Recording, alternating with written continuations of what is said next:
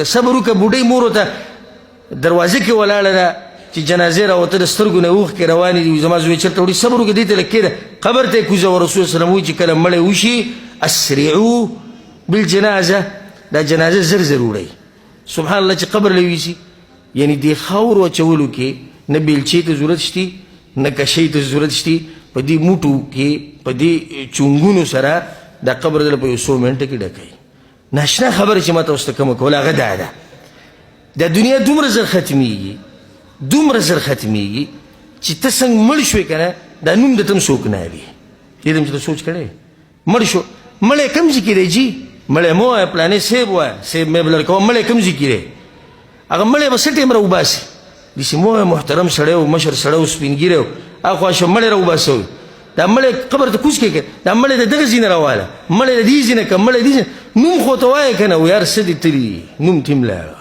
ته لا په دې سوچ کې چې ښځه به وي او بچي به وي او جیداد به وي دا هر څه ختمي دا نوم د ته هم څوک نه پرېږدي دا ستا دا نوم نه دی دا هم تا ته څوک نه پرېږدي نو یوه شپه دغه ده چې په تا باندې مرګ راشي او بیا روان شي د مړو طرف ته سبحان الله زنکدن په وخت کې دوه قسمه خلک الله یې تذکیره کړې په قرآن کې اولنی قسم الله سبحانه وتعالی سوی ان الذين قالوا ربنا الله یقینا هغه کسان چې دا خبره کړې ده چې رب زموږ الله دی ثم استقاموا علیه او به ژوند په هغې باندې تېر کړی تتنزل عليهم الملائکه الله وی ملائک راکوزي کم ټیم کې چې دنه ساخ تتنزل عليهم الملائکه وی ورته څه دي د غوږ کولاو کوي ألا تخافوا ولا تحزنوا ميريجي باغ سباني سچرا روان دي او مخه پکېږي باغ سبو سجدنه پاتې شو ولي وأبشروا بالجنة التي كنتم توعدون او ملائکه ته وي موږ ته هغه جنت زیری درکو د سجره الله لوز کړو خو پکېږم دا شاته چې ستا د بچي دی الله به دوی حفاظت کوي دا ستا د ښځه چې الله حفاظت کوي ځکه چې کله مور پلار نیکاني الله وله بچي نه ضایع کوي واقعه د خضر علیه السلام تاسو ته یاد دی که خضر او د موسی علیه السلام ټولو ته معلومه سوره د جمعې پورې موږ سوره کهف وایو په کې راځي نه په اخره کې هغه دیوالو خضر علیه السلام نیغ کو معلومه ده که نه معلومه ویښې که ودې دا اواز رو ده معلومه که نه معلومه ښه خضر علیه السلام دیوال روغ کو موسی علیه السلام ورته وي ناشنا سړی دی بخیلانو له دیوالونه هم جوړی هغه وایي موږ دله مېلمستیا نه کوو ښه صفایي ورته ته له دیوالونه جوړی هغه ورته بیا وجې ذکر کړه چې د دې دیوال لاندې د دوو یتیمانانو خزانه پرته وه نو یې الله وغوښته چې د دوی دا خزانه بچ وساتلی شي بیا به لوی شي سبا له ماشومانان دي دا خزانه به راوباسي نو ځان له به د ژوند هغه اسباب هغه به ته میلاو شي یا الله ولي وكان ابوهما صالحا الله وی دې دواړو هغه پلار ډېر نیک سړی ووایي د هغې دلاسه الله سبحانه وتعالی په خضر باندې دغه دیوال برابر کو پلار یې نیک سړی و مه یېرېږه چې کله نیک عمل یې که نه مه یېرېږه په دې باندې چې بچو سره به دې څه کېږي مه یېرېږه په دې چې ښځې سره به دې څه کېږي رب العالمین په عرش باندې یو لوی رب د هغې ساتي خبره ما دا کړو ملایک راشي زیری ورکړي وابشروا بالجنة التي كنتم توعدون نحن اولیاؤکم موږ ستاسو ملګري یو ملایکو ته موږ ستا ملګري یو مه خفه کېږئ د قبر په دې تیرو کې موږ د سره ملګرتیا کوو که نه عرض محشر کې موږ د سره ملګرتیا کوو 50 کاله وروځ ده موږ د سره ملګرتیا کوو موږ الله رالیږلي او بل طرف ته هغه دویم د هغې مبارک کې مو اوري والله د دې حالاتو نه موږ ساتي الله څه وایي ولو ترى إذ الظالمون في غمرات الموت ای پیغمبر که چرته وینې د ظالمان که نه په دوی باندې چې کله زنکدن راشي دا مجرمان فاسقان فاجران جهنمیان څه ورسره کېږي والملائکة باسطوا أیدیهم ملائکو د خپل لاسونه خواره کړي اخرجوا انفسکم راوباسئ د خپلې ساګانې اليوم تجزون عذاب الهون، نن به تاسو ته هغه عذاب ملاویږي چې هغه د ذلت عذاب دی.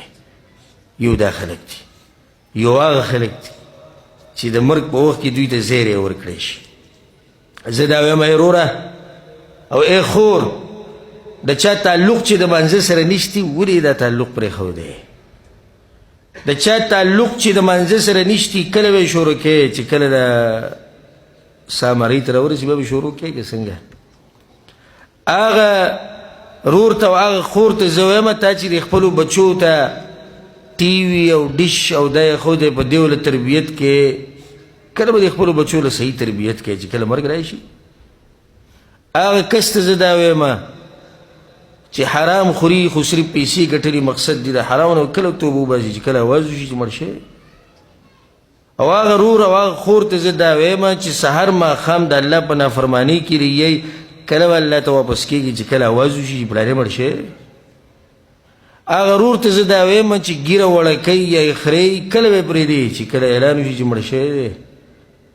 هغه رور ته زه دا وایم چې سندرې اوري، ټنګ ټکور اوري، فلمونه ګوري، فاسقان او فاجران ګوري، کله به پرېږدي چې کله اواز وشي چې مړ شي. ما تاسو ته په دې کې واقعه بیان کړې وه، هغه د سعودي عرب مشهور داعي شیخ محمد العریفي هغه بیان کړې وه په خپل بیان کې. دا موبایل نن سبا ډېر شی دی، ځکه کیدای شي دا بعض زمانه دغه شي چې ته څه یو موضوع کې بله قیصه راوالې، خو دا ډېر محبت ته لاسي. زه دا وایم زما که په خپل وس کې وې چې تاسو سره همیشه ناست او هر څه مې درته وویلی او دا زړه مې تش کړی او چې د دې جومات نه موږ وځو او ټول اعلان وکړو چې د نن نه به موږ یو نوی ژوند شروع کوو، خو وخت لږ دی او علما نور هم ناست دي. دا یو سړی یو هلک او هغه په دې خپل موبایل کې په انټرنیټ کې اشتراک وکړو په یو موقع کې په یو ویب سایټ کې چې موږ ته به د جنکو د نوي نوي تصویران او ویډیوګان دا به راځي، د میاشتې به دومره ډالرې لګي. تاسو به د بعض مواقعو کې غواړي وي دومره ډالرې ورکړي ته به پکې اشتراک وشي، اشتراک شهري سنوي چې کوم غواړي ده به کې اشتراک وکړو د 5 کالو او دا ډالرې ورکړي. نو بیا داسې چل وکړو د دې نورو ملګرو کوم چې د ده ملګري د هغوی نومې پکې د ځان نه ور واچوو، نو چې دا تصویران به راتلو، دا ویډیوګانې به راتلې، نو ده ته به هم تلو دې ملګرو ته به هم تلې ډایرکټ.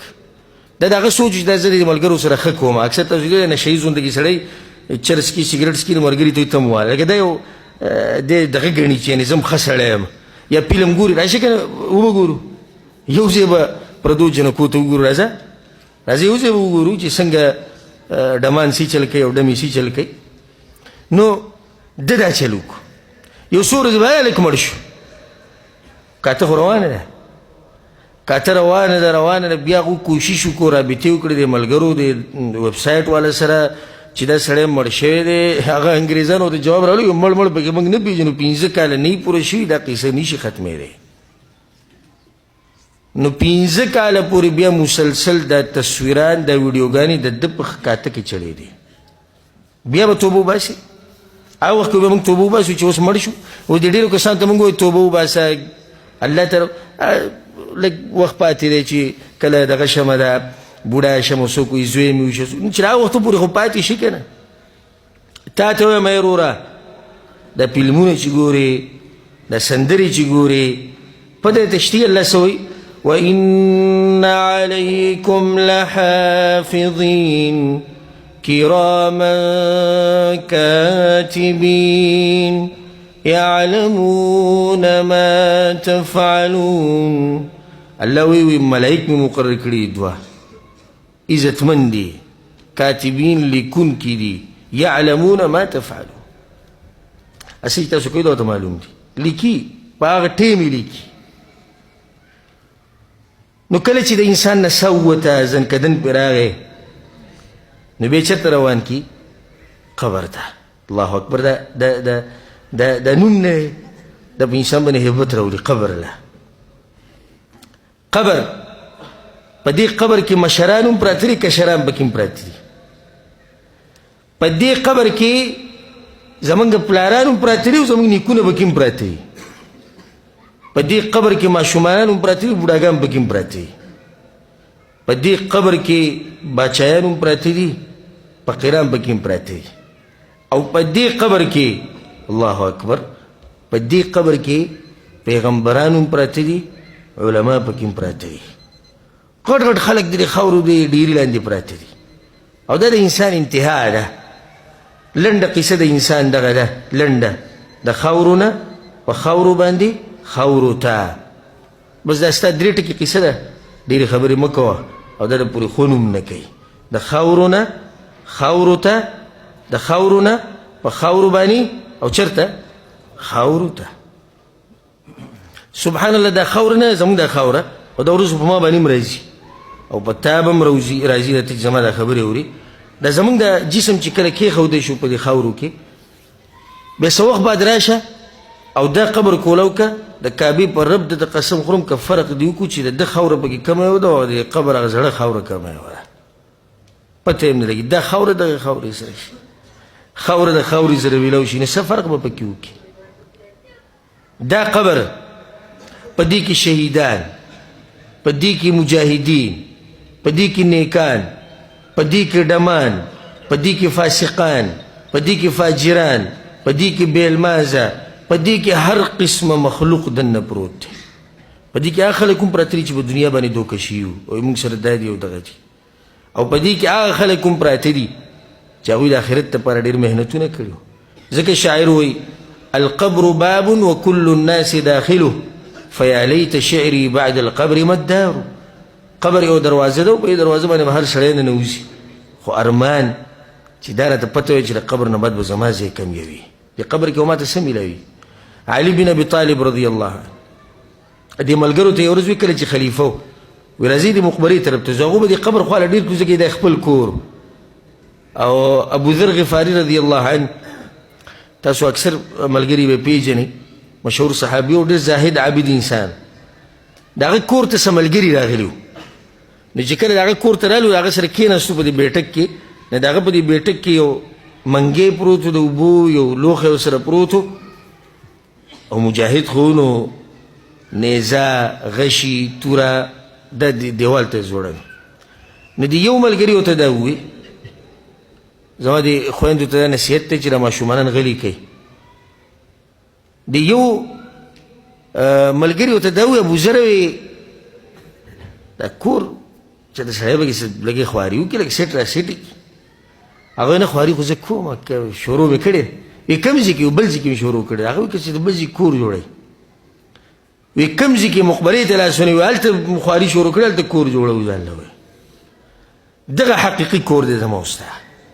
نو ځئ راځئ د خپل کور نه، د خپل کور له ځئ. ګورئ سبحان الله، دغه کور ګورئ مجانن دی، پیسې پې نه لګي، خو زمونږ ورسره نه لګي.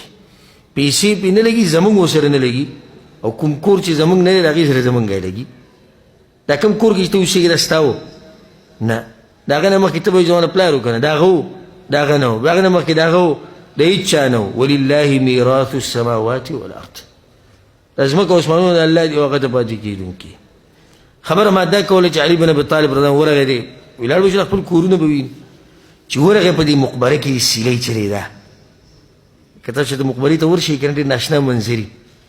او دا سوق الاخره دی، دا د آخرت بازار دی. دغه بازار کم یو دی، یو خو دا بازار دی د جومات نه بهر چې کم دی، څومره شور پکې، دا د دنیا بازار دی. کته ځي څوک او څوک بره ځي او ګاډي دي او رڼې وي، او هغه بازار د آخرت بازار دی. هلته ټول غلي پراته ظاهره کې. ځکه ابو الدرداء رضی الله عنه پیر په دې مقبره باندې تیر شو، چې ودرېد په ژړا شو.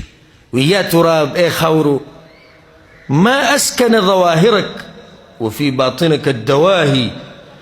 ظاهره کې ډېر غلی، دننه به ډېرې غټې قیسې روانې دي. وایي دننه به ډېرې غټې قیسې دي، ظاهره کې خلک دا غلي پراته دي.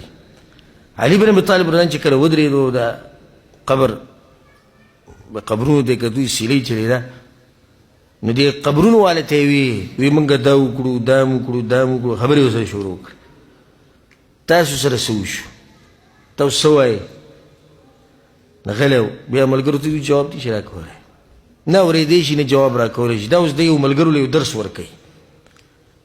خو که دوی خبره کوله نو یو به یې ویلی وی وی څه به یې ویلی وی دوی به ویلی وی وتزودوا فإن خير الزاد التقوى دوی موږ ته ویلی چې توخه ګورې ځان سره ډېر راوړي ځکه چې موږ په سفر باندې وتي توخه را سره کمه شوې ده ډېر اوږد سفر دی والله العظیم د سوچونو نه بره خبره ده چې دا څومره اوږد سفر دی اسانیږي په ایمان سره اسانیږي په تقوا سره اسانیږي په نیک اعمالو سره دا قبر یو مرحله ده د آخرت او د دنیا په منځ کې زمونږ ګورې درې ځایونه دي د ودرېدو یو د دنیا ده